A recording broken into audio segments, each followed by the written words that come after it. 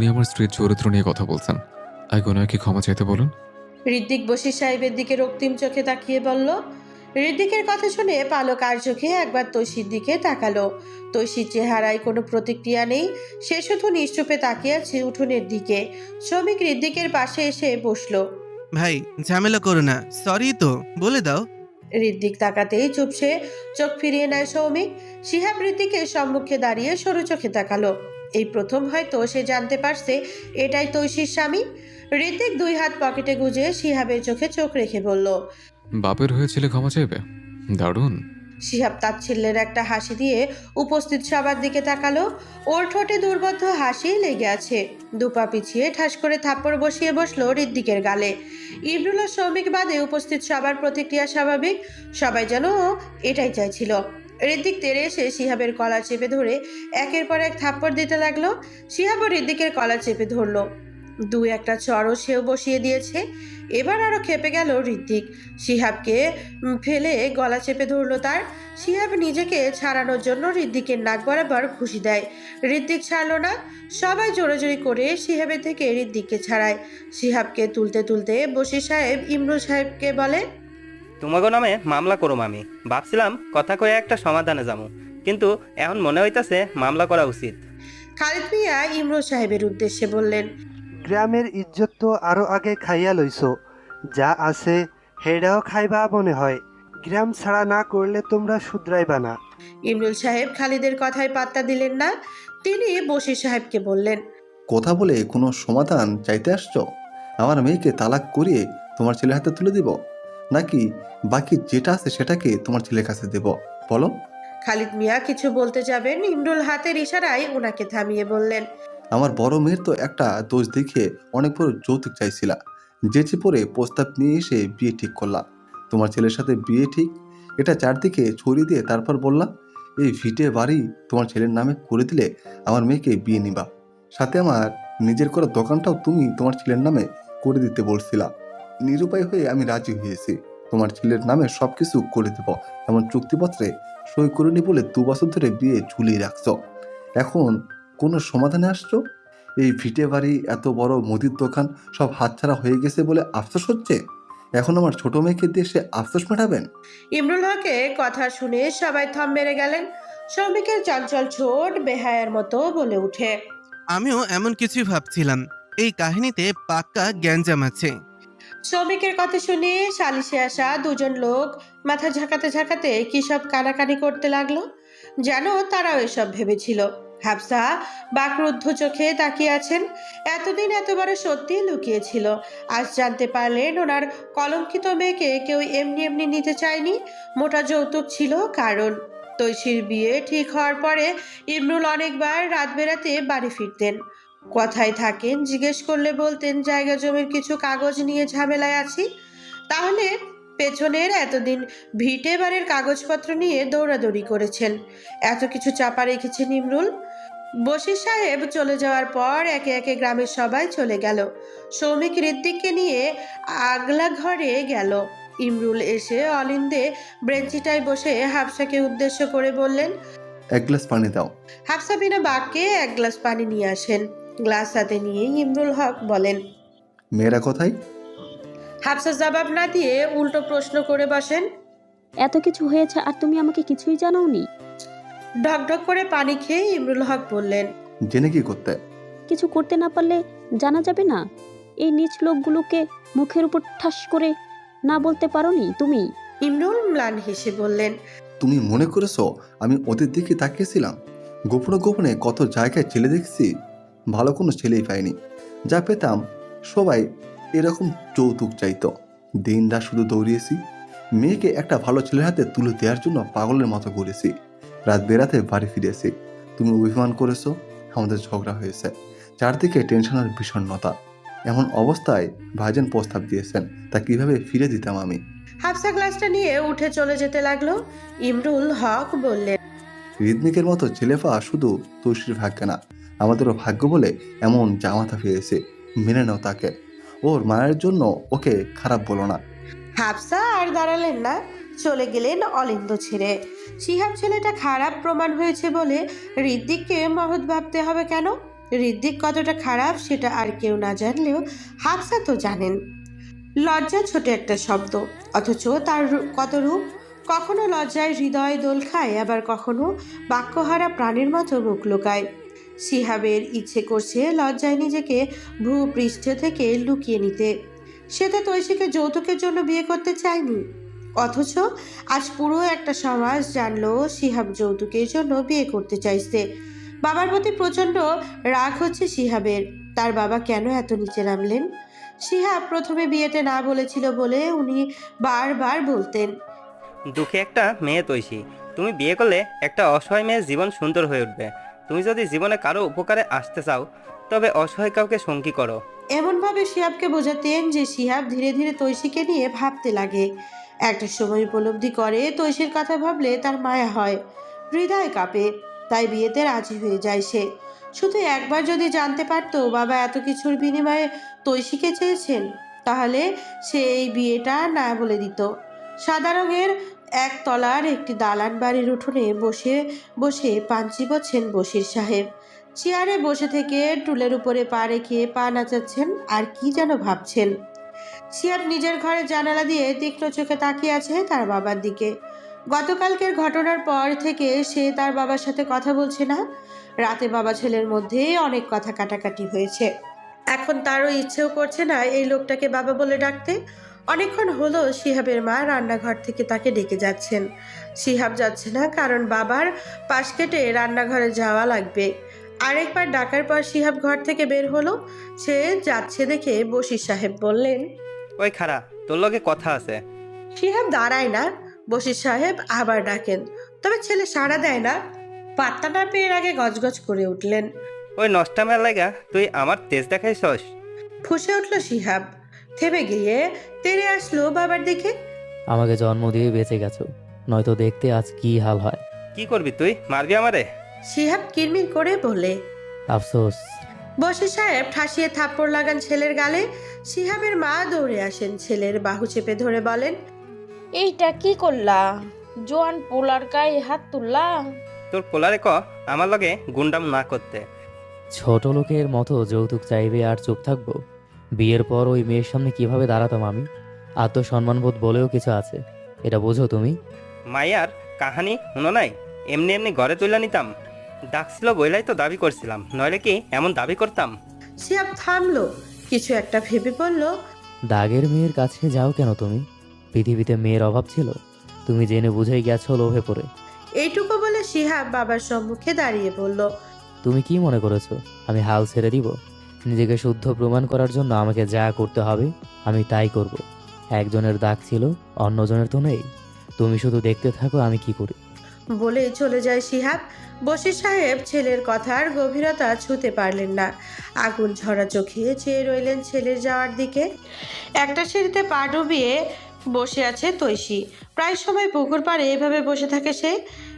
দিন হোক বা রাত হোক, পুকুরের শান্ত জলের দিকে তাকিয়ে কি যেন একটা ভাবে। আজও ভাবছে। সেই সকাল থেকে বারবার ভেবে যাচ্ছে ঋদ্দিকের কথা। গতকাল বশির সাহেবকে উদ্দেশ্য করে যখন ঋদ্দিক বলেছিল আমার স্ত্রীর চরিত্র নিয়ে কথা বলছেন, তখন তৈশীর নির্লজ্জ চিত্ত দুলে উঠেছিল। কি এক অদ্ভুত বাক্য, আমার স্ত্রী। শুনলেই ভেতরে কেমন করে ওঠে। কিন্তু মুহূর্তেই আবেগ ঝেড়ে নিয়েছিল তৈশী। এটা তার সেই ঋদ্দিক ভাই নয়, যে ঋদ্দিক ভাই তার জন্য পুরো দুনিয়া ছাড়তে রাজি ছিল। সেই ঋদ্দিক ভাইকে সে আজও ভালোবাসে। তার স্মৃতিগুলো সে খুব আগলে রাখে। আর এই ঋদ্দিকের জন্য তার আকাশ পরিমাণে ঘৃণা। ঋদ্দিক ঘাটে এসে সিঁড়ি ভেঙে নিচে নেমে পকেটে হাত গুজে তৈশীর পাশে দাঁড়িয়ে বলল, গভীর চিন্তায় ডুবে আছে দেখছি। কিভাবে এত? ঋদ্দিকের কথা শুনে তৈশী ঘাড় ঘুরিয়ে তাকায়। জেদি বদমেজাজি কঠিন স্বভাব, আবার তুলতুলে হৃদয়ে সেই ঋদ্দিক ভাই আজ এত পরিবর্তন হয়েছে, যার সৌন্দর্য বেড়েছে কয়েক গুণ। কিন্তু মন মন দুর্গন্ধযুক্ত আবর্জনার থেকেও নোংরা হয়েছে। তৈশী যেন কেন জানি ঋদ্দিকে দেখলেই তার কালো অতীতের কথা মনে পড়ে যায়। আর তখনই তার মস্তিষ্ক টকবক করতে লাগে। চোখ ফিরিয়ে নিয়ে বিরক্তিতে কপাল কুঁচকে নেয় সে। বসা থেকে উঠে চলে যাবে, তখনই ঋদ্দিক খপ করে হাত ধরে বলে, বাবা ফোন দিচ্ছে তোমাকে। দূরজনে কেন? হাত ছাড়ুন। না ছাড়লে? তোষি হাত ছাড়াতে ঝাড়া দিয়েও ছাড়াতে পারল না। ঋত্বিক আর একটু শক্ত করে হাত চেপে বলল, যা পারবে না তা করার চেষ্টা করবে না। অনুরোধ করছি ঢাকায় চলো। তোষি কিছু বলতে গিয়েও গলায় আটকে নিল কথাটা। শুধু বলল, হাত ছাড়ুন, আপনার স্পর্শে গাড়িরই করে আমার। তাহলে তো আরো ভালো। তোমাকে শাস্তি দিতে হলে শুধু স্পর্শ করলেই চলবে। তৈশি চোখ রাঙিয়ে তাকাতে ঋদ্ধিক হেসে উঠে তৈশিকে নিজের দিকে চেপে ধরলো। স্পর্শ আরো গাঢ় হলো। তৈশি ঋদ্ধিককে বুকে ধাক্কা দিয়ে তার শরীর থেকে নিজের শরীরের দূরত্ব বাড়াতে, কিন্তু সুঠাম দেহি ঋদ্ধিকের শক্তির সাথে পেরে উঠল না। রাগে দুঃখে এসে খেক খেক করে উঠল। কি চান আপনি? হ্যাঁ, এত কিছু করেও শান্তি পাননি আপনি? এখন আবার নতুন করে আমার জীবনে কাল হয়ে দাঁড়িয়েছেন। লজ্জা করেন আপনার এই চেহারা নিয়ে আমার সম্মুখীন হতে? সবাই তো আর শ্যাবের মতো পীর বাবাজি হয় না যে লজ্জায় মাটির সাথে মিশে ধুলো হয়ে যাবে। কেউ কেউ আমার মতো অমানুষ হয়, যাদের লজ্জা নেই। থেমে ঋদ্ধিক আবারও বলল, তোমার মনে আছে তুমি গর্ব করে বলেছিলে ভাগ্যিস তুমি একটা মানুষ পেয়েছো। গতকাল তোমার মানুষটাকে দেখলাম, বড় অভাবী বেচারা। ঋদ্ধিকের খোঁচা মেরে বলা কথাটা হজম করে নিল তৈশি। তবে চোখে ঝরে পড়ছে অজস্র ক্রুদ্ধ। ঋদ্ধিক কিছুক্ষণ তাকিয়ে থাকে, চোখে কেমন একটা নেশা যেন। তৈশির অস্বস্তি হলো, সে চোখ নামিয়ে নিজেকে ছাড়াতে ব্যস্ত হলো। ঋদ্ধিক শক্ত করে ধরে রেখেই বলল, চোখ তুলো, তাকাও। তোমার ডাইনে ডাইনে চোখ আমার বেশ লাগে। তৈশি চট করে তীক্ষ্ণ চোখে তাকালো। পরক্ষণে চোখ নামিয়ে নিয়ে ছাড়া পেতে ছটফট করে উঠল।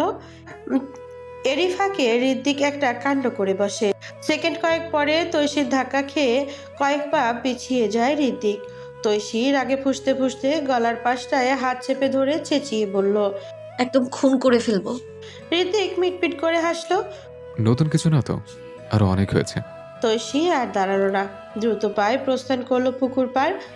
ঋদ্ধিক মৃদু হেসে পুকুরের জলের দিকে তাকায়। তৈশির কলার বোন নামক হাড়ের উপরে নিজেকে কোরবান করতে ইচ্ছে করে। গলার পাশের তিলটা তো তার মস্তিষ্ক এলোমেলো করে দেয়। এই রমণীর প্রতিটি অঙ্গ এত আকর্ষণীয় কেন? হেসে উঠে মাথা নিচু করে ঋদ্ধিক। মুখে তার লজ্জার আভা।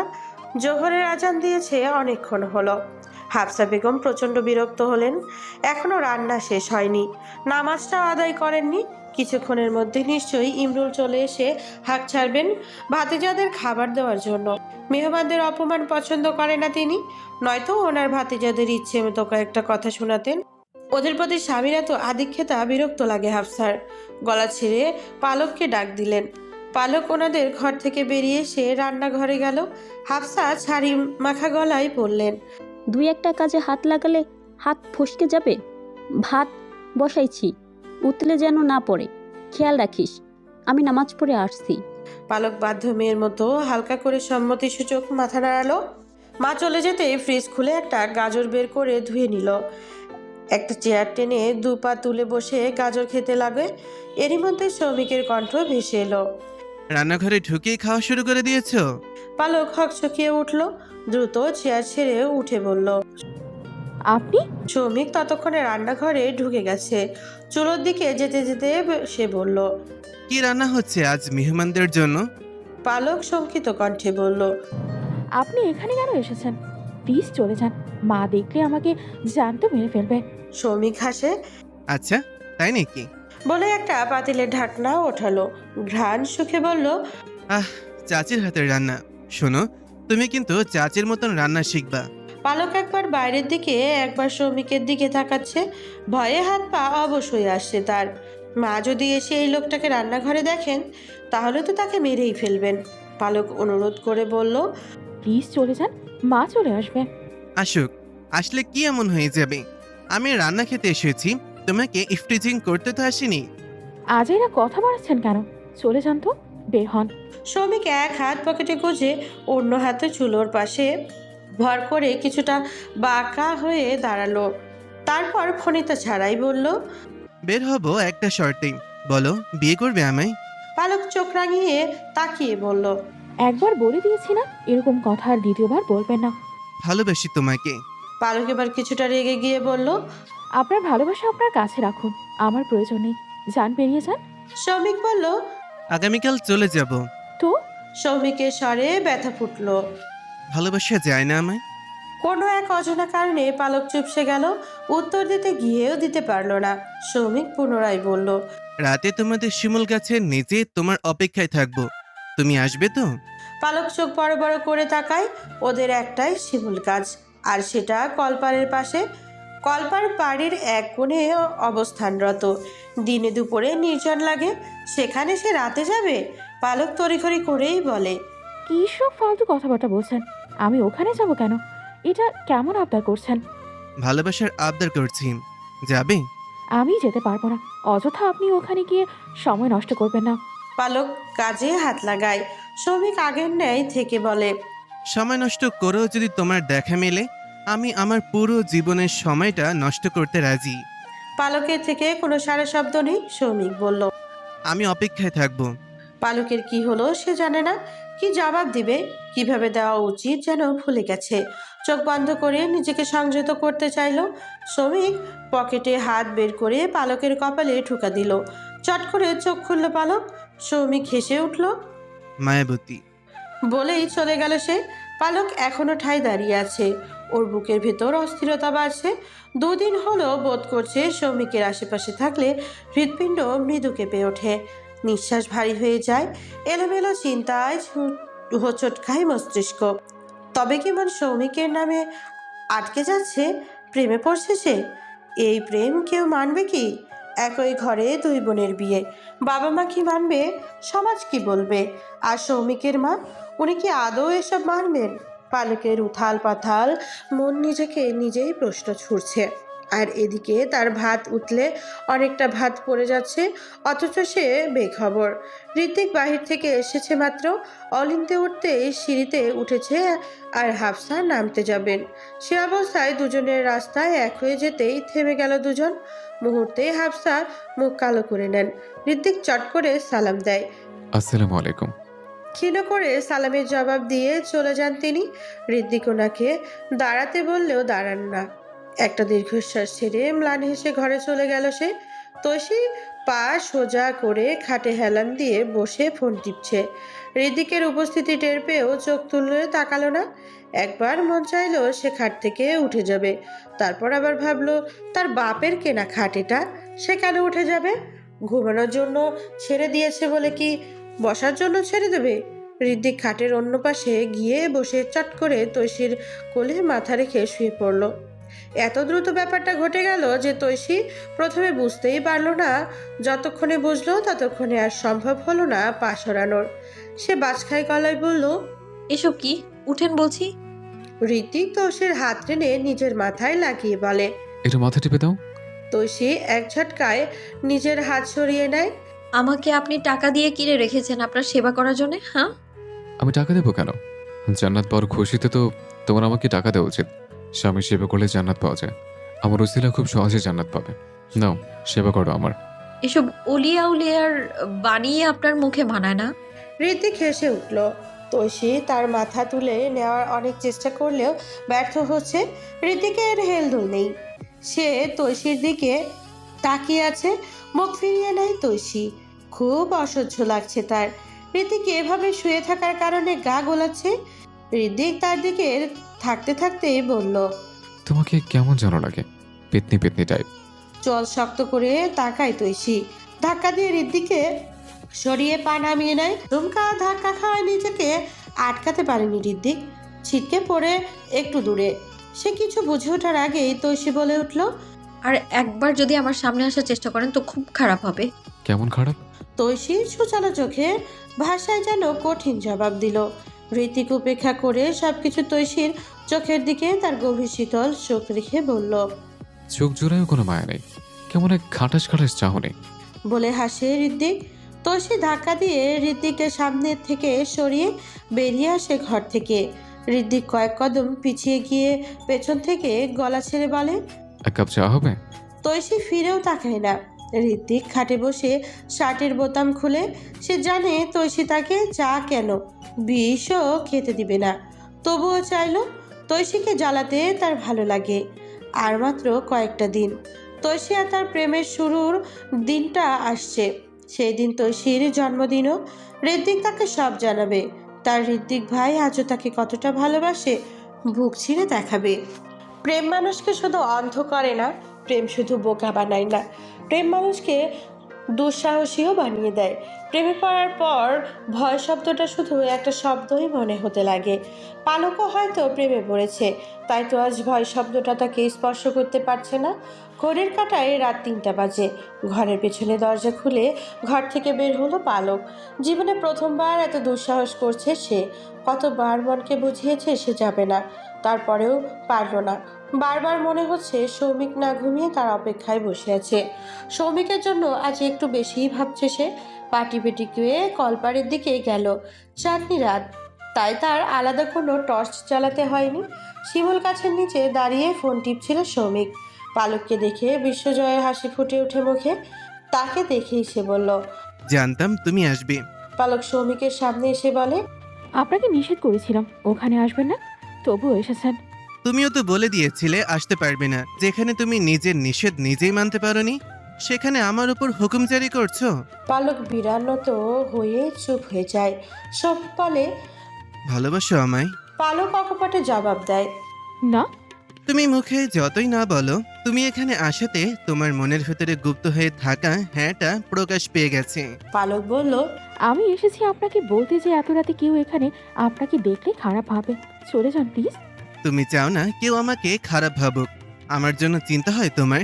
সৌমিকের কণ্ঠে উচ্ছ্বাস। পালক আমতা আমতা করে বলে, ওই একই রকম, আমি এমনি বলতে আসছি।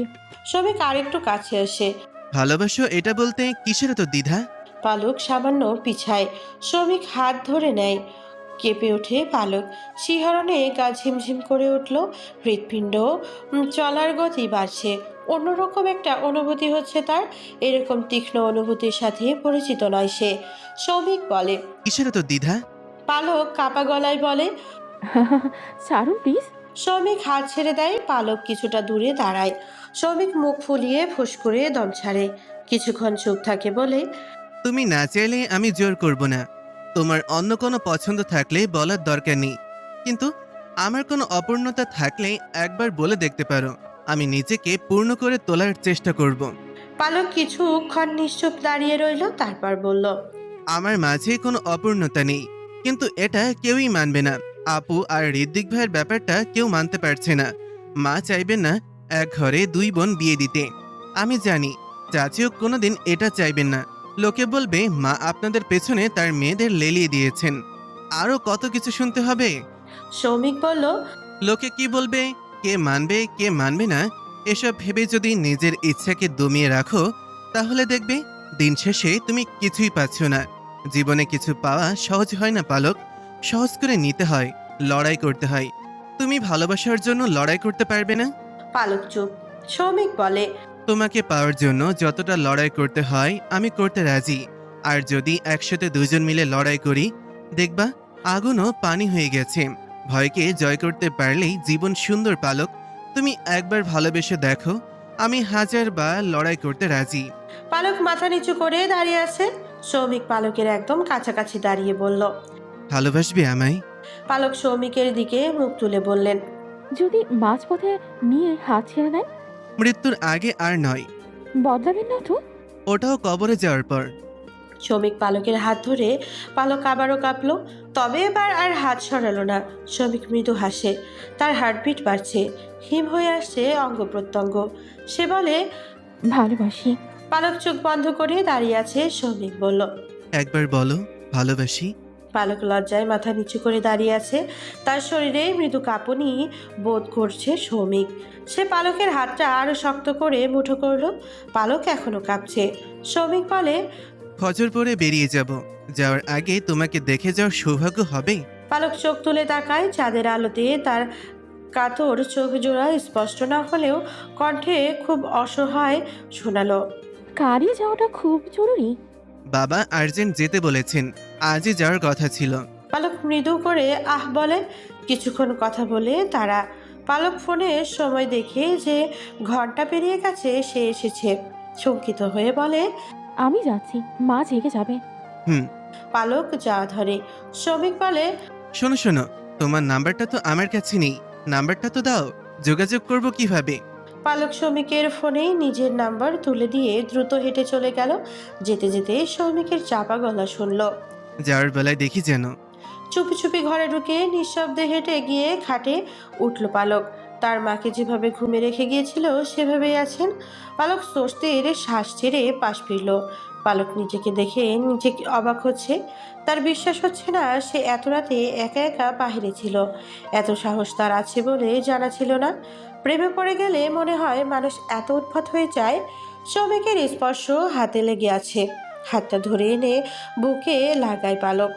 অঙ্গ প্রত্যঙ্গে কি একটা শিহরণ বয়ে যাচ্ছে। শ্রমিকের ভালোবাসি শব্দটা বারবার কানে বাজছে। ইস, লজ্জায় একা একা নিভে যাচ্ছে পালক। শ্রমিকের কথা ভাবতে ভাবতে কখন যে চোখ লেগে এলো টের পেল না। ফজরের আজান দেওয়ার পরই শ্রমিক উঠে গেল। একটুও ঘুমেনি সে। ঋদ্ধিক, ইমরুল হক ও শ্রমিক মিলে নামাজ সেরে গেল। নামাজ শেষে এসে দেখলো হাফসাও উঠে গেছেন। নামাজ শেষ করে তিনি রান্নাঘরে এসে কিছু একটা করছেন। অন্যদিন এত ভোরে রান্নাঘরে দেখা যায় না ওনাকে। উঠোনে দাঁড়িয়ে ঋত্বিক শ্রমিকের সাথে কিছু একটা নিয়ে কথা বলছে। শ্রমিক কথা বলার ফাঁকে ফাঁকে পালক ঘুমিয়ে থাকা ঘরটার দিকে তাকাচ্ছে। মন বারবার বলছে এই বুঝি পালক দরজা খুলে উকি দিবে, কিন্তু না, পালক উকি দিচ্ছে না। 7টায় তার বাস। তানিলকে বলেছিল রাতের টিকিট কাটতে, সে সকালেরটা কেটে এসেছে। নিরুপায় হয়ে এত ভোরেই যেতে হচ্ছে তাকে। ঋত্বিক তাড়া দিয়ে বলল তাড়াতাড়ি বের হতে, নয়তো স্টেশনে পৌঁছাতে পৌঁছাতে 7টা বেজে যাবে। হাফসার কানে কথাটা আসতেই রান্নাঘর থেকে ইমরুলকে ডাক দেন। ইমরুল আসলে চায়ের ট্রে হাতে ধরিয়ে দিয়ে বলেন, বলো, চা খেয়ে যেতে। ইমরুল ট্রে নিয়ে বেরিয়ে যান। এই সময় বাইরে বের হওয়ার আগে চায়ের খুব প্রয়োজন ছিল দুই ভাইয়ের। চা খাওয়া শেষ হলে ইমরুল ট্রে হাতে রান্নাঘরের দিকে যান। শ্রমিকও ওনার পিছু পিছু গেল।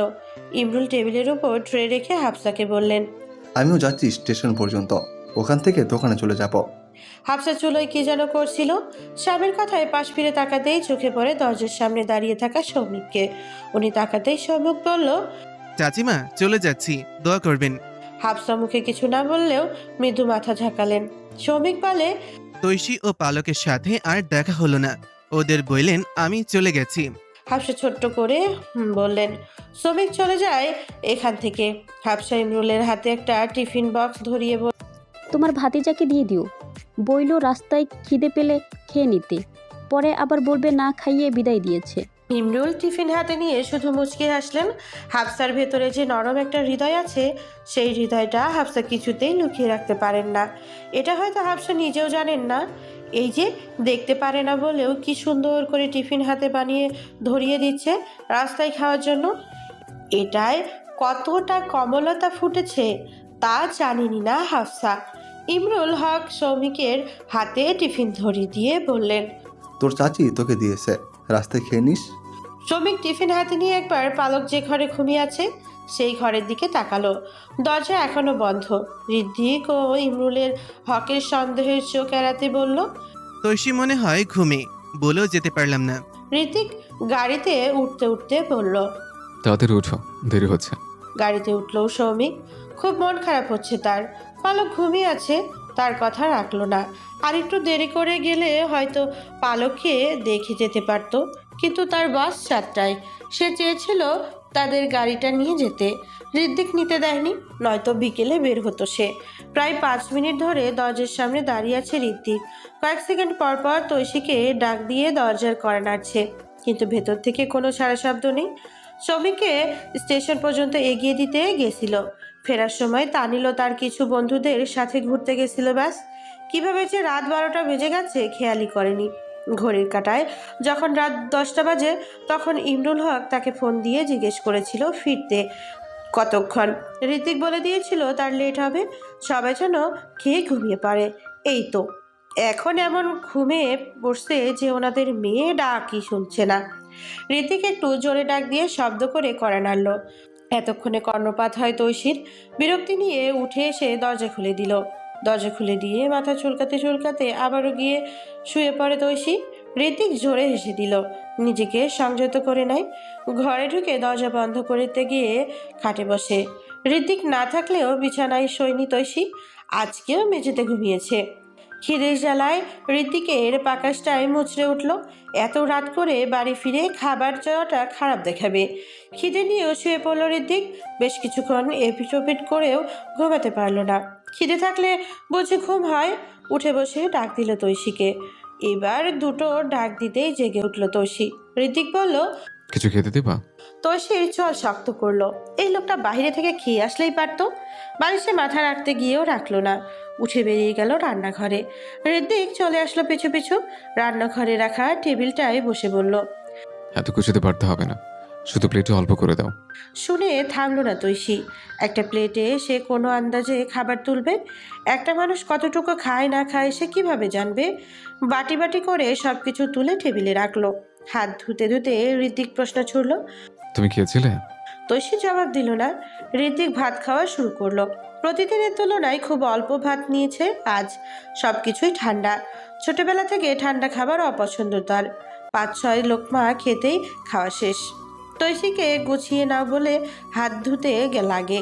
তৈশি টেবিলে থেকে বাটিগুলো নিতে নিতে বলল, ভাইয়ের সাথে চলে গেলেই পারতেন।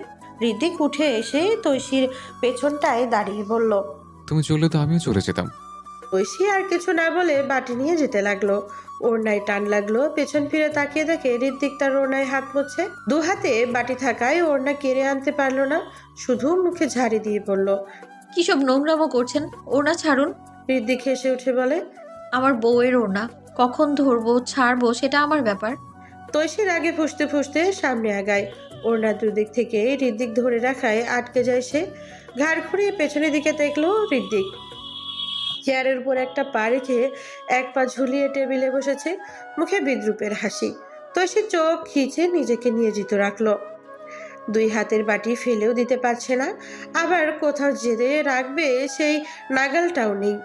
অত্যুগ্র বিরক্তি নিয়ে পেছনে ফিরে এসে বাটিগুলো টেবিলে রাখলো। তারপর ওড়না থেকে ঋত্বিকের হাত ছাড়ানোর চেষ্টা করতেই ঋত্বিক এক বিদঘুটে কাণ্ড করে বসলো। তৈশি নিজেকে মুক্ত করতে ছটফট করতে করতে একসময় সফল হয়।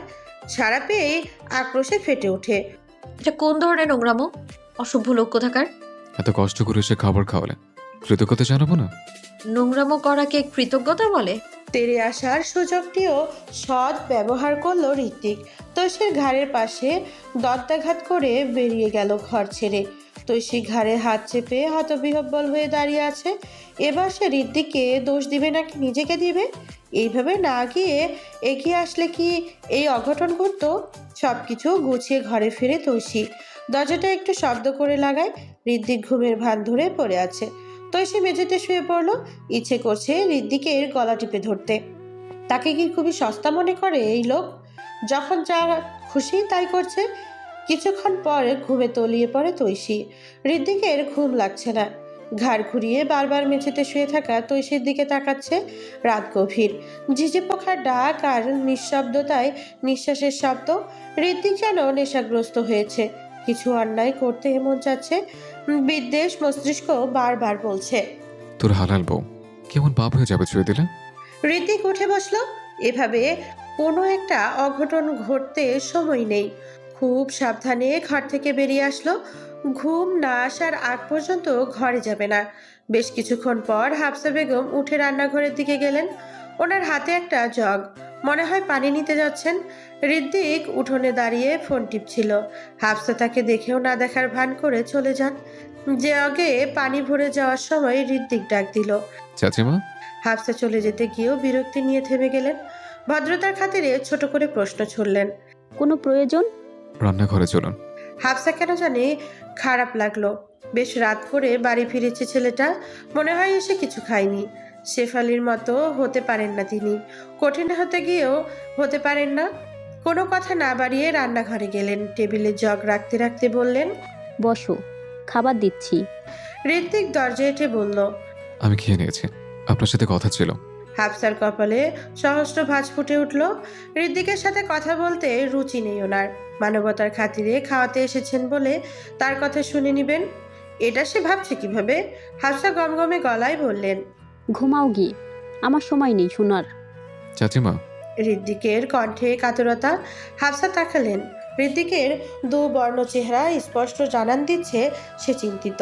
এগিয়ে এসে হাফসার কিছুটা দূরত্বে দাঁড়িয়ে ঋত্বিক বলে, গতকাল থেকে অনেক চেষ্টা করেছে আপনার সাথে কথা বলার জন্য। আপনি আমাকে এড়িয়ে যাচ্ছেন। জানি আপনি আমাকে পছন্দ করেন না, খারাপ মনে করেন। ছেলে মতো না ভাবেন, পরিচিত ভেবে একবার কথা বলা যায় না? হাফসা বিরক্তিতে প্রশ্ন ছুড়ল। কি কথা বলবে তুমি? এখানে নিয়ে এসেছো কেন? বাইরেতে বলা যেত না যে কেউ ঘর থেকে বেরিয়ে আসতো? কি কথা সেটা বলো। হাফসার কণ্ঠে অসহিংসতা। ঋত্বিক বলল, আপনার সাহায্য লাগবে, আপনার সাহায্য খুব প্রয়োজন। হাফসার সংবিদ শক্তি বলছে ঋত্বিক ওনার কাছে এসেছে তৈশীকে মানানোর জন্য কথা বলতে। উনি অনুরোধ স্বরে ঝটপট জবাব দেয়, তুমি কি বলতে চাইছো? আমি জানি এই বিষয়ে কথা বলার হলে তুমি ঘর থেকে বের হতে পারো।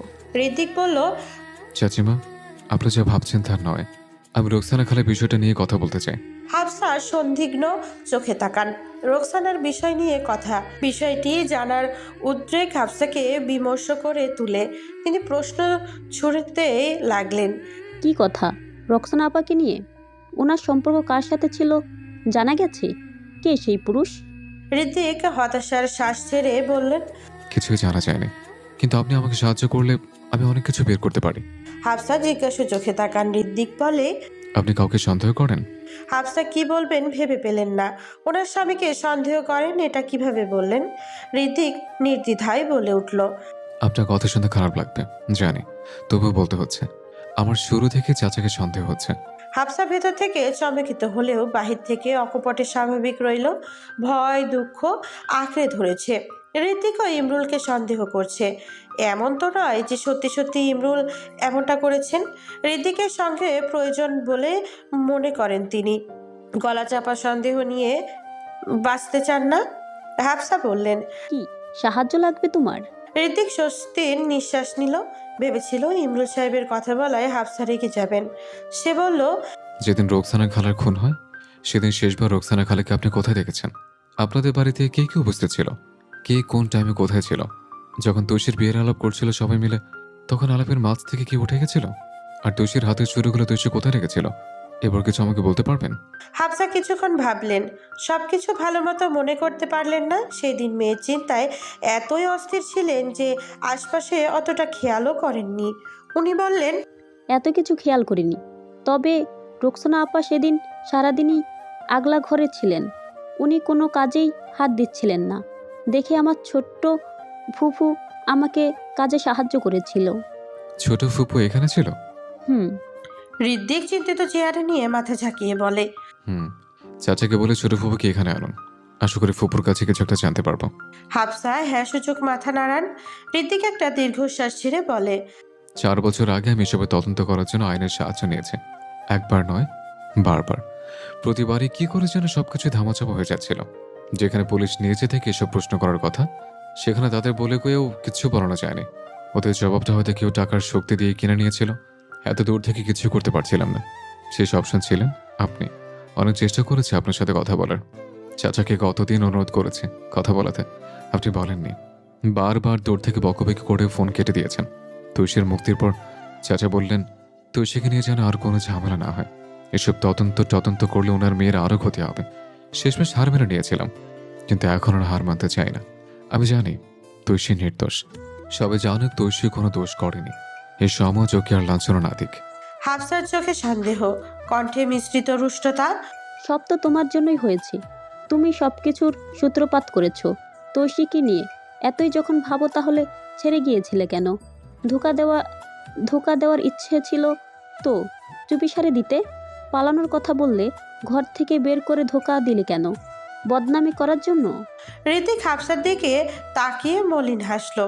তারপর কিছু একটা ভেবে বলল, চলেন একসাথে মিলে চা বানাই, চা খেতে খেতে গল্প করি। খাটে শুয়ে শুয়ে ফোনে কথা বলছে পালক। ঋতিক এখানে আছে তাই তাকে এখন মায়ের রুমে থাকতে হয়। এই রুমে থাকাটা অস্বস্তিকর। এতদিন স্বাভাবিক লাগলেও এই 2 দিন থেকে তার অস্বস্তি হয়। শ্রমিকে যাওয়ার আজ 2 দিন হয়েছে। এই 2 দিন ধরে ওদের বেশ জমজমাট প্রেম চলছে। সৌমিক চ্যাটিং করতে চায় না। 2-1বার মেসেজ আদান প্রদান হলে সে কল করে বসে। যতক্ষণ না রিসিভ করছে সে ফোন দিতেই থাকে। মায়ের রুমে বসে বসে ফোন আলাপ করা কতটা শঙ্কনীয় ব্যাপার সে জানে। যদি একবার ধরা পড়ে তো খবর আছে। অনেকক্ষণ ধরে কথা বলছে দুজন। পালক সময় দেখলো 1 ঘন্টা হয়ে গেছে। এই প্রথম এত লম্বা সময় নিয়ে কথা হয়েছে। নয়তো 5 মিনিট কথা হলে 10 মিনিটের সমস্যায় ফোন কাটতে হয়। পালক বলল, 1 ঘন্টা হয়ে গেছে আমরা কথা বলছি। তো এবার রাখি। কেন 1 ঘন্টা কথা বলেই হাঁপিয়ে গেছো? আপু অথবা মা চলে আসতে পারে। আসলে আসবে, তুমি কিন্তু ফোনটা কাটতে পারবে না। হঠাৎ করে কোথা থেকে এসে ঘরে ঢুকে তৈশী। আকস্মিক বোনের উপস্থিতিতে পালক কিঞ্চিত কেঁপে উঠল। তৈশীর খেয়াল হলো না এটা। সে রাগান্বিত চেহারায় খাটে এসে বসলো। পালক ক্ষীণ করে বলল, হ্যাঁ বান্ধবী, এখন রাখছি। আপু এসেছে তো আমি আপুর সাথে গল্প করব। পালক ফোন কাটার আগেই সৌমিক ঝাড়ি দেয়। ওই ফোন কাটবো তো এসে একদম হাত কেটে দেবো। কথা বলো বা না বলো, লাইনে থাকো। পালক কান থেকে ফোন নামিয়ে নেয়। লাইন কাটলো না সে। গলা ঝেড়ে স্বাভাবিক হয়ে তৈশীকে প্রশ্ন করলো। রেগে আছো মনে হচ্ছে, কিছু হয়েছে? তৈশী ফুঁসে উঠল। অধৈর্য হয়ে বলল, মায়ের সমস্যাটা কি বলতো? 2 দিন থেকে হুট করেই ওই সাহেবের ভক্তি হয়ে গেছে। উঠতে বসতে সারাদিন ওদের এত কিসের আলাপ। আর মাও হঠাৎ এমন কি হলো যে ওই লোকটা তার কাছে ভালো হয়ে গেল? পালক ব্যাপারটা লক্ষ্য করেছে। সৌমিক চলে যাবার পর দিন থেকে মার ঋত্বিক ভাইয়ের সাথে কথা বলছেন, হাসছেন। ব্যাপারটা মোটেও স্বাভাবিক না। মা কোনো কালেই ঋত্বিক ভাইকে পছন্দ করতেন না। আপাতত পালক কিছু বলল না। সৌমিক লাইনে আছে, তার ভাইকে নিয়ে কিছু বলা ঠিক না। তৈশী নিজে থেকেই আবারও বলে ওঠে, রান্নাঘরে গিয়েছিলাম চা বানাতে, গিয়ে দেখি তার পছন্দের পিঠা বানিয়ে তাকে পাতে তুলে খাওয়াচ্ছে। সাথে সে কি হাসি, মাথায় হাত ভুলানো। মানে মা সবকিছু জানার পরেও কিভাবে ওই লোকটার সাথে হাসছে, অসহ্য। পালক চট করে ফোন কেটে দিয়ে ফোন বন্ধ করে ফেললো। সৌমিক জিজ্ঞেস করলো, বলবে লাইন কাটেননি কি? ফোনের চার্জ ছিল না। তৈশী পালককে উদ্দেশ্য করে বলল, তুই গিয়ে 1 কাপ চা বানিয়ে আন। আমি পারবো না, তুমি নিজে বানাও। জীবনের প্রথম কোনো আখ্যায় পালক মুখের উপর না বলেছে। তৈশী কপাল কুঁচকে তাকালো, কিছুটা সন্দিহান স্বরে বলে, তোকেও ওই লোকটা জাদুটোনা করে নিয়েছে। পালক তেরসা জবাব দেয়। জাদুটোনা করলে তোমাকেই করুক, আমাকে করে কি করবে? তৈশীর বিস্ময় এবার বাড়লো। মুখের উপর টাস করে জবাব দেওয়ার। পালক তো এমন নয়। নিশ্চয়ই ঋদ্ধিক ওকে নিজের আয়ত্তে নিয়ে গেছে। বেশ কিছুক্ষণ বসে থাকলো তৈশী। 5-6 মাস ধরে চায়ের তীব্র নেশা হয়েছে তার। এই নেশায় ধরলে তার মস্তিষ্ক চলাচল বন্ধ করে দেয়, অবশ হয়ে যায় সে। একটু পর ঋদ্ধিক চলে গেছে ভেবে রান্নাঘরে গেল তৈশী। ঘরের ভেতরে পা রাখতেই ঋদ্ধিককে চোখে পড়লো। চলে যেতে গিয়েও গেল না। টেবিলের উপর বসে আছে ঋদ্ধিক, 1 পা ঝুলানো, 1 পা চেয়ারের উপর রেখেছে। পায়ের জুতোও খুলেনি, ঝুলানো পা দেখাচ্ছে আর পেঁয়াজু খাচ্ছে। তৈশীর রাগ হলো, এভাবে জমিদারের মতো না বসলে কি সে বসতে পারে না? তার উপর আবার রাক্ষসের মতো খাচ্ছে। একটু আগেও এসেছিল, দেখলো খাচ্ছে, এখন এসে খাওয়া। এত খাবার পেটে ধরছে। তৈশী চুলোর দিকে যেতে পা বাড়ালো। ঋত্বিকের কাছাকাছি আসতে ঋত্বিক টেবিল থেকে একটু নেমে 1 পা সামনে বাড়িয়ে দেয়। পা হোঁচট খেয়ে মায়ের ওপর গিয়ে পড়ে তৈশী। চট করে আবারও টেবিলে বসে যায় ঋত্বিক। আচমকা তৈশী এসে পিঠের উপরে হুমড়ি খেয়ে পড়ায় ভয় পেয়ে গেছেন হাফসা। তিনি ধমক দিয়ে বললেন, পায়ে শক্তি নেই, হাঁটতে পারিস না? হাফসার কথা কেড়ে নিয়ে ঋত্বিক বলে, আপনার মেয়ে যে কঙ্কাল চেঁচেমা, বাতাস ছাড়াই দুলতেছে, বাতাস জেলে তো উড়ে যাবে। তৈশী কটপট করে তাকায়। ঋত্বিক ইশারায় মুখে পেঁয়াজু ঢোকায়। তৈশী চোখ ফিরিয়ে নিয়ে একটি পাত্রে পানি নিয়ে চুলোয় বসলো। হাফসা কিছু একটা বলতে গিয়ে তৈশীর গলার দিকে তাকিয়ে থেমে যান। গলার ডান পাশে কিসের একটা গোলাকার দাগ। আঙ্গুল দিয়ে স্পর্শ দিয়ে বললেন, এখানে এটা কি তৈশী? তৈশীর চোখ বড় হয়ে যায়। আজ সকালে একবার ঋত্বিকের সাথে তর্ক হয়েছে। তর্কের এক পর্যায়ে ঋত্বিক আবারও সেই দিনের মতো কাণ্ড করে বসে। তৈশী দ্রুত ওড়না দিয়ে ঘাড় ঢেকে তোতলায়, দাঁত মা, দাঁত। তোর দাঁত হয়েছে? কেন? আমার শরীরে কোথাও লেখা আছে যে দাঁত হবে না? হাফসা আর কিছু বললেন না। ঋত্বিক স্বাভাবিকভাবেই খাচ্ছে। হাফসা কিছু একটা নিয়ে বাইরে গেলেন। চট করে টেবিল থেকে নেমে যায় ঋত্বিক। তৈশীর পাশে যাওয়ার আগে তৈশী বলে, এখন কিছু করলে একদম গরম পানি উপরে ফেলে দিব। আমি বলেছি আমি কিছু করব? ছি তুষি, তোমার চিন্তা ভাবনা শুধু ওইসব থাকে। বলতে বলতে চুলোর পাশটায় হাতের প্লেট রাখলো ঋদ্ধিক। তৈশি বোকা বনে গেল, কিন্তু নিজেকে স্বাভাবিক রাখার চেষ্টা করলো সে। ঋদ্ধিক একটা হাত নিয়ে তৈশির কোমরের পাশে একটা চাপ দেয়। তৈশি চেঁচিয়ে উঠে ঋদ্ধিকের হাত ছড়ায়। ঋদ্ধিক বলে, আমার স্পর্শে তোমার গা ঘিনঘিন করে, আর আমি চাই তোমার গা ঘিনঘিন করুক, আর তুমি নাগিনের মতো নাচানাচি করো, আর কিছু না। তৈশি চোল শক্ত করে কিরমির করে বলল। আমার ইচ্ছে করে আপনাকে খুন করে দিতে। ঋদ্ধিক তৈশির দিকে ঝুঁকে ফিসফিস করে বলল। আর আমার ইচ্ছে করে তোমাকে লুটে নিতে। বাঁকা হেসে চলে যায় ঋদ্ধিক। তৈশির ভেতরটা কেমন করে উঠল। ঋদ্ধিকের এত কাছে আসা, তার স্পর্শ, মজা করে বলা প্রতিটি বাক্য দিনকে দিন তৈশির হুঙ্কার চূর্ণ করে দিচ্ছে। অন্তঃসত্ত্বায় তিলে তিলে গড়ে তোলা শক্ত প্রাচীর আঘাত পড়ছে প্রতিনিয়ত। ঋদ্ধিক কেন এমন করে? হয়তো পুরনো বিষয়টা সে স্বাভাবিকভাবেই নিচ্ছে। বাবা জোর করে বিয়ে দিয়েছেন তাই মেনে নিতে চাইছে, কিন্তু তৈশি তো কখনোই ওই দিনগুলো স্বাভাবিকভাবে নিতে পারবে না, আর না পারবে কখনো ঋদ্ধিককে মেনে নিতে। চা খাওয়ার মুড চলে গেছে তার।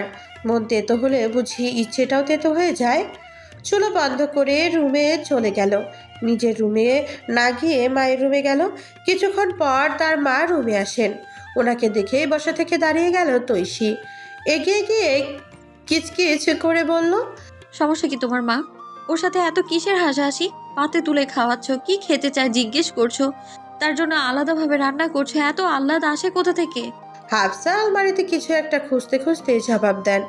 আহ্লাদ করার কি আছে? ছেলেটা বেয়াদবের মতো এখানে পড়ে আছে। কার জন্য? তোর জন্যই তো। সবাই অবহেলা দিলে বেচারা যাবে কোথায়? তোর ভাগ্য যে তুই এমন একটা ছেলেকে স্বামী হিসেবে পেয়েছিস। পুরনো কথা ভুলে গিয়ে সব কিছু মিটমাট করে নে। তৈশি হতভম্ব হয়ে দাঁড়িয়ে রইল। এটা তার মা তো 2 দিন আগেই না তাকে কথা দিলেন ঋদ্ধিকের সাথে ছাড়াছাড়ি করবেন, আজ এসব বলছেন। এত অমিল। পালক প্রথমে বোনের কথায় পাত্তা না দিলেও এখন আশ্চর্যান্বিত চোখে বড় বড় করে তাকালো। এসব কথা মা বলছে? ঋদ্ধিক ভাইয়ের পক্ষে কথা বলছে? কিছু তো একটা আছে। তৈশি গিয়ে তার মাকে ধরে নিজের দিকে ঘুরিয়ে বলে, ও তোমাকে কিছু খাইয়েছে তাই না? জাদু টাদু করে ফেলেনি তো? অযথা বকিস না, সর, সময় নেই। হাফসা আলমারি থেকে একটা বোরকা বের করে ঝটপট করে পরে নিল। পালক এতক্ষণে এবার দ্রুত খাট থেকে নেমে তার মাকে প্রশ্ন ছুড়ল। কই যাবা মা? হাফসার জবাব নেই। তৈশি বলল, এই ভর দুপুরে তুমি কোথায় বেরোছো একা একা? হাফসা হিজাব পরে একটা নিকাপ লাগিয়ে নিল। বাইকের ডাক শুনে পালক ও তৈশি উঠোনে উকি দিল। তানিল বাইক নিয়ে এসেছে, ঋদ্ধিকের সাথে কিছু একটা নিয়ে আলাপ করছে। বাইকটা রেখে চলে গেল। তৈশি তার মাকে বলল, তুমি কি ওর সাথে কোথাও যাচ্ছ? হাফসা অবিকৃত চেহারা রেখে জবাব দিলেন, হ্যাঁ, তোরা ঘরেই থাকিস, আধা ঘন্টার ভিতরেই চলে আসবো। 2 মেয়েকে উপেক্ষা করে ঘর থেকে বেরিয়ে যান তিনি। ঋদ্ধিক গলা ছেড়ে বলে ওঠেন, পালক চাচিমাকে নিয়ে ঘুরতে যাচ্ছে, আসার সময় তোমার জন্য কিছু নিয়ে আসবো? পালক ভদ্রতার হাসি হেসে বলল, না ভাইয়া। অন্য কারো কিছু লাগবে কিনা জিজ্ঞেস করো। তৈশি পালকের হাত ধরে টেনে নিয়ে চলে গেল। জবাব দেওয়ার আর কোনো সুযোগ দিল না সে। মা এত বদারু কিভাবে আপু? তোমার সাথে ভাইয়া প্রেম চলে এটা জানার পর থেকে ঋত্বিক ভাইকে তো দেখতেই পারতো না। তারপর পেছনে এত কিছু হওয়ার পর থেকে ঋত্বিক নাম শুনলেই নাকি তার গা জ্বলতো। আর এখন এত ভাব, এটা তো অসম্ভব। আমরা স্বপ্ন দেখছি না তো আপু? ঋত্বিক ভাই কি মাকে জাদুটনা করছে? তৈশি কিছু বলল না। তার মনে আজকাল অনেক প্রশ্ন জাগে। ওনার উত্তর শুধু ঋদ্ধিকের কাছেই আছে। ঋদ্ধিকের আচরণ যথেষ্ট সন্দেহজনক। তৈশিদের বাড়ির মতোই চৌচালায় একটি বাড়ির সামনে এসে বাইক থামালো ঋদ্ধিক। বাড়িটা তৈশিদের মতো বলাও যাবে না। এই বাড়ি কিছুটা জংলা টাইপ পরিবেশ। একটা ঋদ্ধিকের ছোট ফুপুর বাড়ি, তাদের গ্রামের পাশের গ্রাম। বাইকে করে আসতে তাদের মাত্র 10 মিনিট লেগেছে। ছোটবেলায় 2 একবার আসলেও বড় হয়ে আর আসা হয়নি ঋদ্ধিকের। শুনেছে তার ফুপু বড় ছেলে বউ নিয়ে নাকি মালয়েশিয়া থাকে। পরিবারে কারোরই তেমন খোঁজ খবর রাখেন না। ছোট ছেলের নাকি কাপড়ের ব্যবসা আছে, বিয়ে করেছে বছর 4 হবে। তার উপর নির্ভর করে জীবন চলছে ওনার। ঋদ্ধিকের মাথার হাত বুলিয়ে তার ছোট ফুপু বলেন, কত বড় হয়ে গেছিস, আগের থেকে তো অনেক সুন্দর হয়ে গেছিস, দেখে চোখ জুড়িয়ে যাচ্ছে। ঋত্বিক সামান্য লজ্জা পেল। তার ফুপু বললেন, তা হঠাৎ করে ফুপুর কথা মনে পড়লো যে? হাফসা ভাবি তো মাঝে মধ্যে এসে দেখে যায়। তোর মা তো একটা খোঁজও নেয় না। দীর্ঘশ্বাস ছেড়ে বললেন, তোর বাপের কথা আর নাই বলি। ঋত্বিক কিছু বলল না। তার চেহারায় অপরাধবোধ। হাফসা বিষয় এড়াতে বললেন, আপা আমাদের বাড়িতে বেড়াতে এসেছে, তোমাকে দেখতে চাইলো, তাই নিয়ে এলাম। ঋত্বিকের ফুপু হেসে উঠে আহ্লাদি হয়ে আবারও ঋত্বিকের মাথায় হাত দিলেন। খুশিতে ডগমগ হয়ে গেছেন। ওদের বসতে দিয়ে ছেলের বউকে ডেকে নাস্তা বানাতে বললেন। কুশল বিনিময় করে কিছুক্ষণ এটা ওটা নিয়ে আলাপ করলেন তিনি। বললেন, ঋদ্দিক কিছু মনে না করলে একটা কথা বলি। জি ফুপু, বলেন না। শুনলাম এনার সাথে তোর বিয়েটা নাকি হয়নি। ঋত্বিক ক্ষীণ করে। হুম। উপরওয়ালা যা করেন মঙ্গলের জন্য করেন। হাফসা আর ঋত্বিক কিছুই বলল না। ওরা দুজনেই কিছু একটা নিয়ে ভাবছে। বেশ কিছুক্ষণ এটা ওটা নিয়ে আলোচনা করলো, নাস্তা করলো। তার বেশ কিছুক্ষণ পর ঋত্বিক রোকসানার খুনের দিনের কথা তুললো। যেন কৌশলে প্রশ্ন করে সে। একে একে সবকিছু জিজ্ঞেস করতে করতে সে বলল, ফুপু, একটা প্রশ্ন করি। হুম। খুন হওয়ার দিন সবাই ঘরে বসে যখন বিয়ের আলাপ করছিল, তখন সময় কত ছিল? আনোয়ারা হাফসার দিকে তাকিয়ে বললেন, 7টা কি 8টা হবে, তাই না? আলাপ শুরু হওয়ার আগ পর্যন্ত সবাই কি ঘরেই ছিল? কেমন ছিল যাকে অনেকক্ষণ ধরে দেখা যায়নি? সবাই তো ঘরেই ছিল। ঋত্বিক বিশদভাবে প্রশ্ন করলো। এমন হয়েছিল যে চাচাকে কিছুক্ষণের জন্য আপনার চোখে পড়েনি? ইমরুলকে দেখার কথাও না বাবা, ও দৌড়াদৌড়িতে ছিল। রাতের মধ্যেই বিয়ে হওয়ার কথা। বাজার সদাই করা, এটা করা, ওটা করা। ওর তো মুখের দিকেই তাকানো যাচ্ছিল না।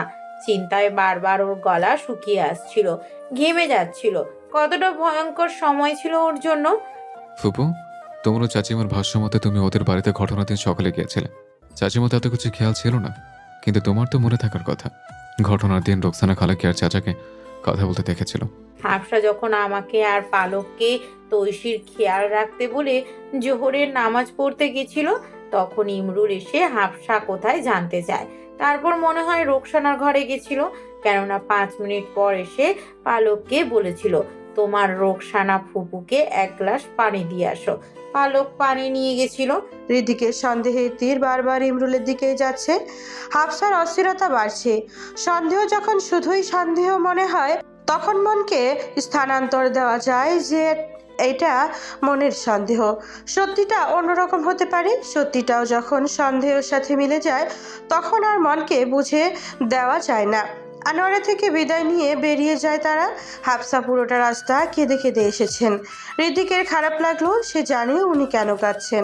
তারও হৃদয় কাঁদছে। রোকসানার সাথে কথা বলতে হলে আগে হাফসা কোথায় জানতে চাওয়া মানেই কোনো রহস্য ছিল। কোনো কারণ না থাকলে স্ত্রীকে লুকিয়ে কেন সাক্ষাৎ করবেন?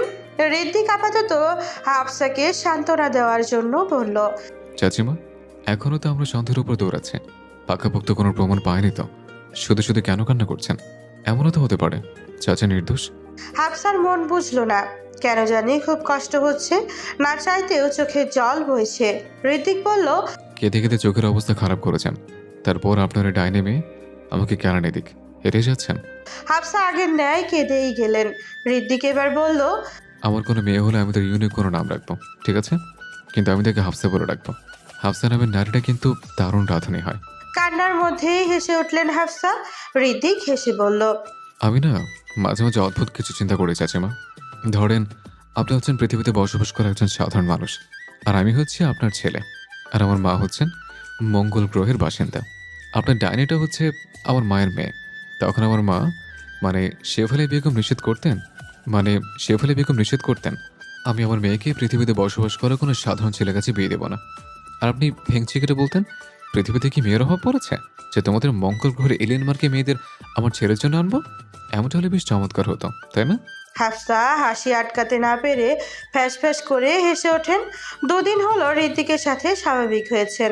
এই 2 দিনেই তিনি অনেকবার ঋত্বিকের কথাবার্তায় চঞ্চলতার আঁচ পেয়েছেন। মাঝে মধ্যে অদ্ভুত অদ্ভুত কথাবার্তা বলে ছেলেটা। বয়সের ওপর গাম্ভীর্যের প্রলেপ দিলেও ভেতরটা আগের মতোই চঞ্চলতায় মোড়ানো। দারুণ একটা ছেলেকে তিনি এতদিন কতই না ভুল বুঝেছেন। অস্থির চিত্তে এদিক ওদিক পায়চারি করছেন তৈশী সহসা মায়ের বদলে যাওয়াটা স্বাভাবিকভাবে নিতে পারছে না সে। ঋদ্ধিকের সাথে মায়ের সম্পর্ক সাপ বেজির মতো। কি এমন ঘটে গেল যে মা ঋদ্ধিকের সম্পর্কে মুহূর্তেই বদলে গেল? তাও আজ উনি ঋদ্ধিকের সাথে কোথাও বের হয়েছেন, ঋদ্ধিক ওনাকে নিয়ে কোথাও গিয়েছেন, মাই বা কেন এমনভাবে চলে গেলেন? এই হিসাব মিলাতে পারছে না তৈশী। খাটের দিকে তাকিয়ে দেখলো পালক ফোনের স্ক্রিনের দিকে তাকিয়ে আছে। তৈশীর এবার মেজাজ খারাপ হলো। খপ করে পালকের হাত থেকে ফোন কেড়ে নিয়ে বলল, আমি টেনশন করছি আর তুই সেই কখন থেকে ফোন টিপে যাচ্ছিস। পালক নিজের ফোন কেড়ে নিয়ে বলল, টেনশন করলেই রহস্য উন্মোচন হয় না, ঘাটাঘাটি করতে হয়। ঘাটাঘাটি করো, আসল সত্য জেনে যাবে। তুই এত স্বাভাবিকভাবে বিষয়টা কেন নিচ্ছিস পালু? তুই কি মাকে চিনিস না? ওর মতো একটা মানুষের সাথে মা এমনি এমনি ভালো ব্যবহার করবে না, জানিস তো তুই এটা। পালক বিরক্তি নিয়ে তাকালো। গেটের কেউ কড়া নাড়ছে। তৈশী বলল, যা খোল গিয়ে, এসেছে ওরা। পালক খাট থেকে নেমে গেল গেট খুলতে। ওরা তো বোন ছাড়া আপাতত কেউ নেই বাড়িতে। গেট খুলে সামনে তাকিয়ে চমকে ওঠে। ভেবেছিল মা ও ঋত্বিক এসেছে, কিন্তু এটা তো শিহাব। এই লোক এখানে এসেছে কেন? নিশ্চয়ই কোনো খারাপ মতলব। চট করে গেট বন্ধ করে দেয় পালক। শিহাব গেটে ধাক্কা দিয়ে বলে, আরে আরে, গেট বন্ধ করছেন কেন? খুলুন প্লিজ।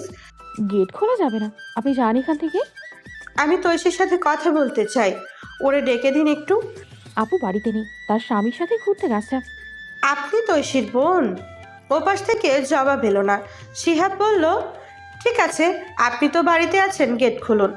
আমার যা বলার তা বলেই চলে যাব। আপনার মতলব আমি আগেই আন্দাজ করেছি। খারাপ লোক কোথাকার, লোভী লোক।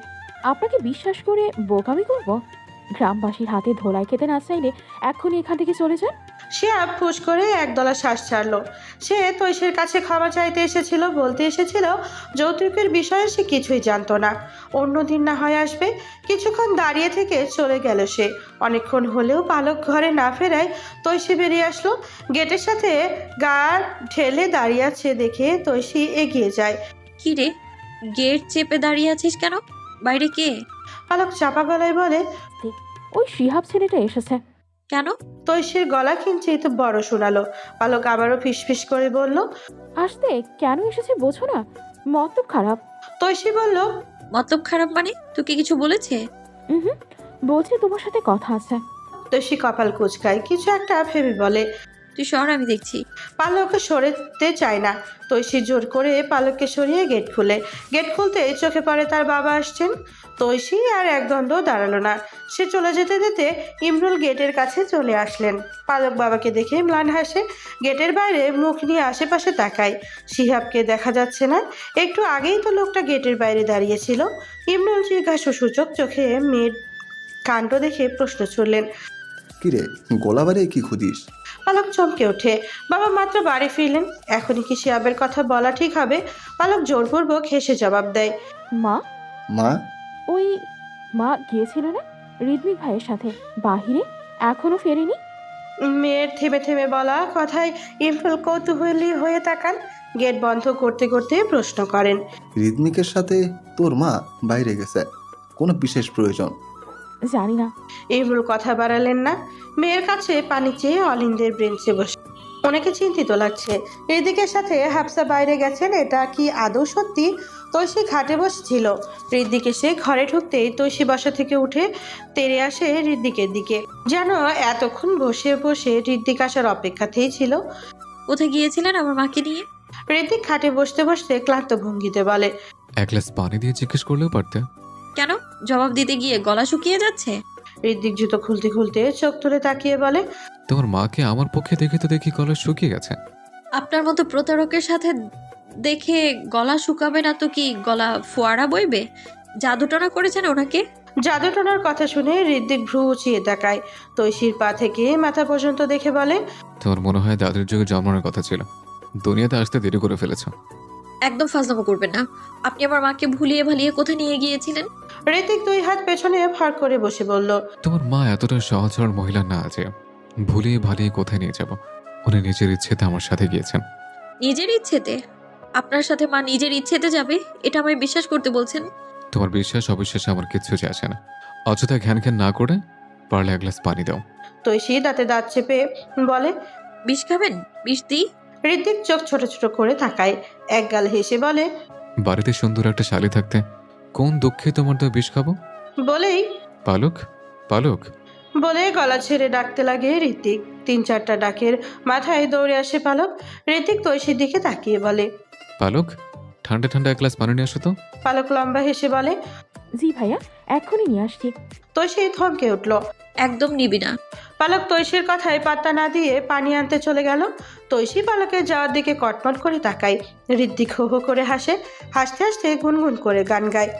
বড় একা একা লাগে আমার, বড় একা একা লাগে আমার, লাগে না ভালো, লাগে না ভালো। আছে ভালোবাসা নেই অধিকার, আছে ভালোবাসা নেই অধিকার, লাগে না ভালো, লাগে না ভালো। ও ও